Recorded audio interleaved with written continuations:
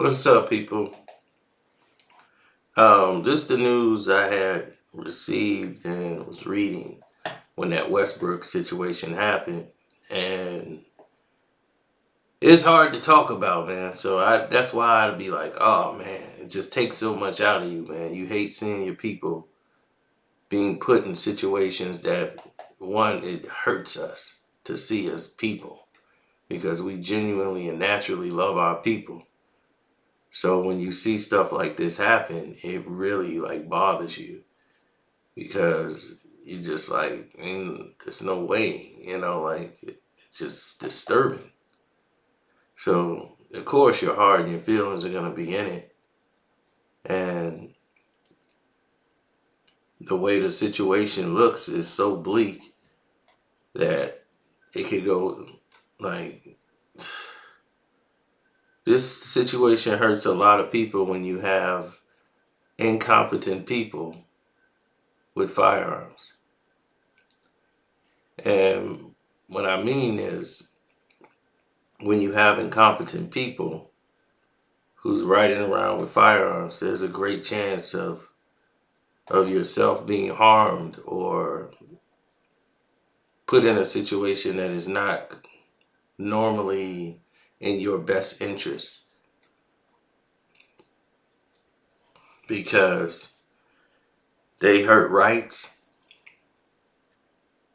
they ineffectively destroy lives, meaning that this man, Ralph Yarl, should have never ever been in this situation.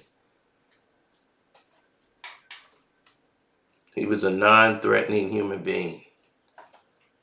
And a non threatening human being should never be treated as such.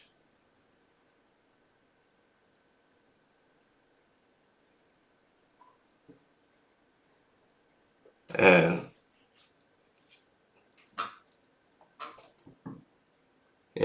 it's this guy named Andrew Lester decided that this African American man who's 16 years old, young kid, Ralph Yarl, who was going to pick up his twin brothers, ended up at the wrong address. And this man, Andrew Lester, decided it would be a great idea to take this kid's life and trying to use Missouri's Stand Your Ground for his defense.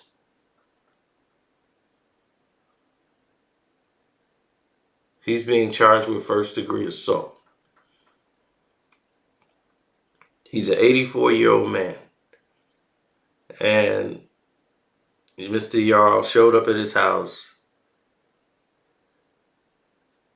and yes, Mr. Lester is white. He's in a quiet neighborhood of Kansas City, and he shot Ralph twice as he stood on his front porch at the wrong address to try to pick up his siblings. It was Thursday last week. He went to pick up his younger twin brothers. He mixed up the address and went north 115th Street instead of northeast. He went northeast 115th Street instead of northeast 115th Terrace, which is 1 block away. Mr. Lesser answered the door and just shot him in the forehead and right in the arm.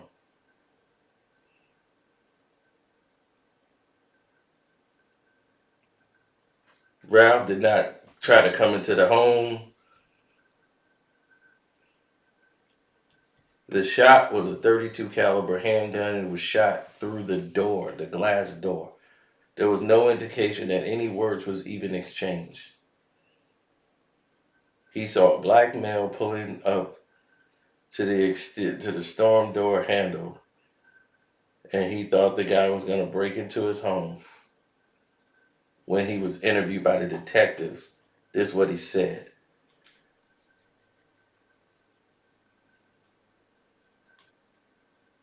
Ralph said he rang the doorbell and he was shot.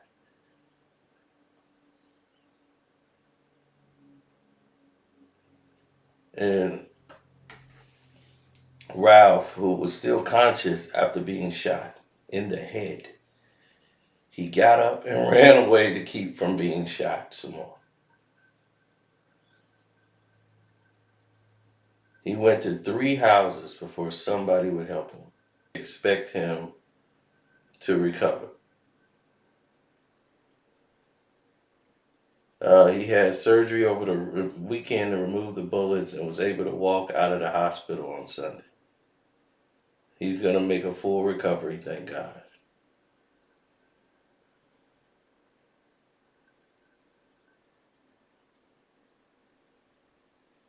He was shot above his left eye and in his upper right arm. 1 bullet was lodged in his head for 12 hours before it was removed. The residue effect on that injury is going to stay with him for quite a while. So what do we know about Mr. Lester? Mr. Lester was released from custody on Friday. He was not charged until Monday. Protests and angry people spread it throughout the community. Now they saying a warrant has been issued for his arrest and set at $200,000. So he turned himself in.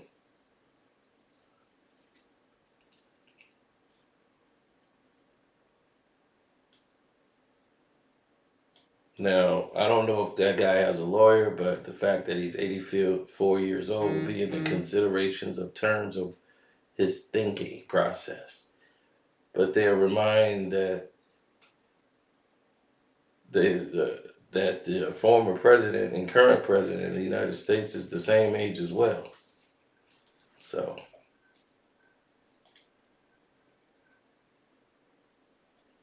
well, Biden spoke out about the case, said they spoken to Ralph by the phone. The whole 9. So he went to critical to serious condition, but that hurts gun owners. It hurts the law of being able to protect yourself when somebody misuses that law. That is going to echo volumes for the liberals who believe the guns are the issue. If they took away all firearms, then the knives would be the issue. They took away all firearm knives, then they'll say rocks and stones are the issue. You get what I'm saying? There's always going to be another issue when you don't fix the problem. The problem is you're not doing enough to get the criminals off of the streets who are breaking the laws. So when you don't do that,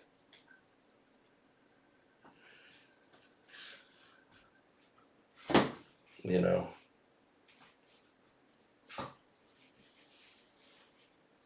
we're stuck in this dilemma. It's a nightmare out here. The world is falling apart fast. And if somebody don't get a hold of it, somebody's really going to get hurt to a point where retaliation is going to be even more vicious than the initial crime. I'm out.